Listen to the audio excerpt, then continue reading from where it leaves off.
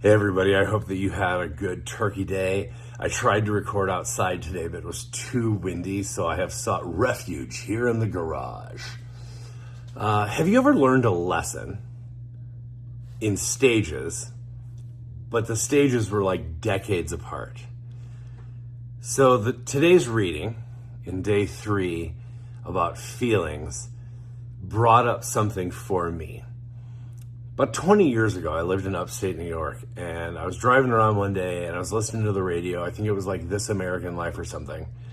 And the episode was about people who were born with more taste buds than your average person. They're called super tasters. There was a guy on the episode who's made his living off driving from different Dunkin' Donuts in the Northeast before they became a national brand, tasting their coffee, and he could tell if they'd used too many grounds, or if it had been on the burner too long, or if the temperature had been too hot when it was boiled. And it was so interesting. But then the next segment was about super sniffers, people who have extraordinary sense of smell. And this really caught my attention because I am married to somebody who has an extraordinary sense of smell. I mean, even to this day, we'll be out in the garden and she'll be like, Bo, you have to come here. And she'll say, smell this.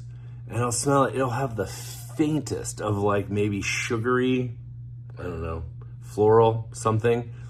I'll be like, uh-huh. She'll be, you can't smell that? So this episode really caught my attention because it goes on to say, like, and if you're one of these people, like, this is why spice impacts you so significantly.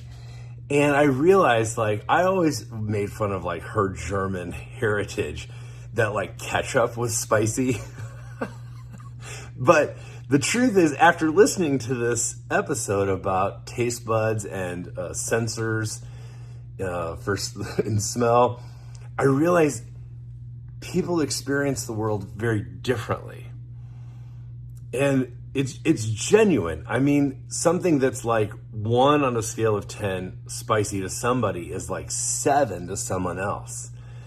And having a partner, a life partner, who has a very different experience of spice than I do, and also other members of her family. 20 years ago, this got lodged in my brain that people experience spice levels very differently. So earlier this summer, I learned the second half of this lesson, which is a young person in our congregation asked if we could start a religious trauma recovery group. I said, sure. So I started delving into recovering from religious trauma. I did not know the can of worms I would be opening. Not only for my own experience growing up evangelical in a holiness movement, but also just other people, whether they grew up Catholic, fundamentalist, LDS, Mormon,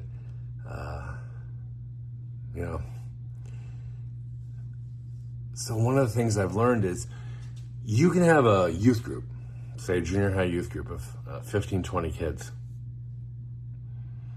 And for a third of the group, it's wonderful. They respond so well to it. And it's actually life-giving and like formative for them. And then for a third of the group, whatever. They may or may not stick with it. Then for the other third of the group, it does bad things. It escalates anxiety and like agitates their nervous system, and it hurts and harms them. And trauma is real. So then today I read this, well, I read it yesterday, but day 3 of our book together. And started thinking, we may not have the best framework for understanding how different events and different crises affect different people. If spice levels and colors and religious experiences and trauma affect people in different ways, we probably need to account for and attend to these differences in different ways.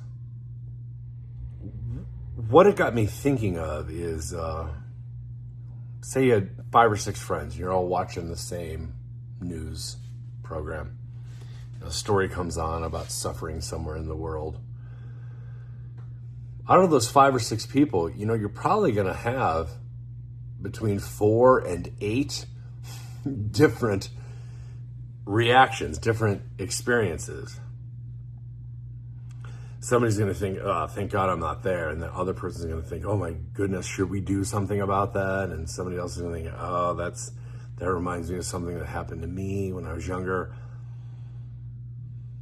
So I really appreciated the author's exhortation today to take your feelings seriously, but also to interrogate them and what they do in you.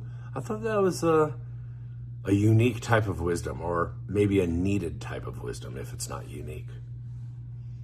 Here's what it got me thinking to close.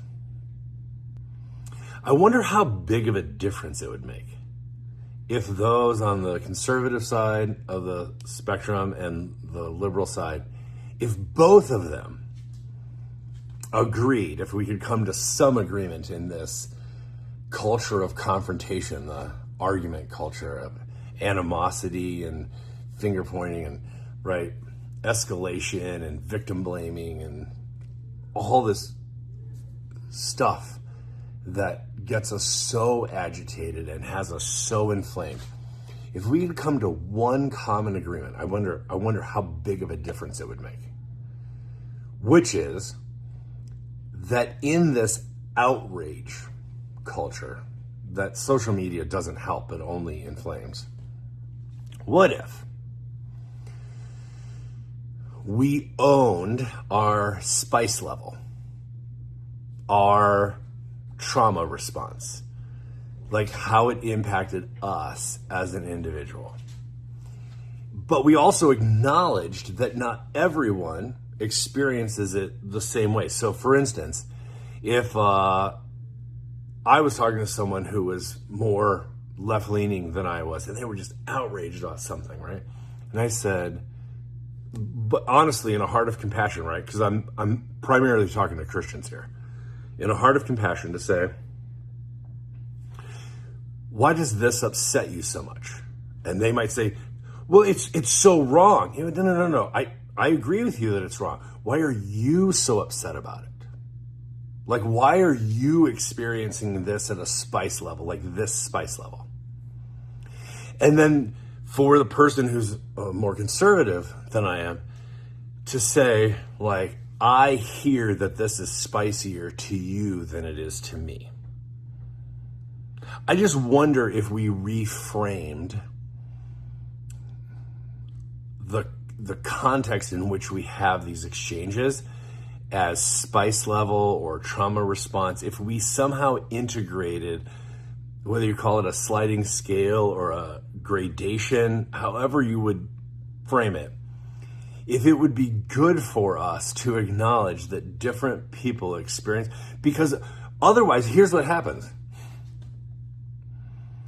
Both the liberal and the conservative think we're both looking at the same thing. How are you seeing this so differently than I am? You must be dumb. Or you've been brainwashed. Or whatever it is. But we vilify the other person instead of saying, I only put 4 cups of Tabasco in here.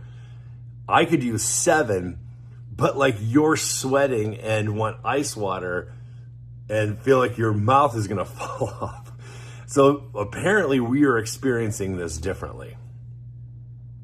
Anyway, I would love to hear your thoughts on this. What do we do with the feels? They can't govern us. We need to both interrogate them, but they also motivate us to a kind of action that is needed. So I would love to hear your feedback on this, and especially if you're reading along, what you thought of chapter 3.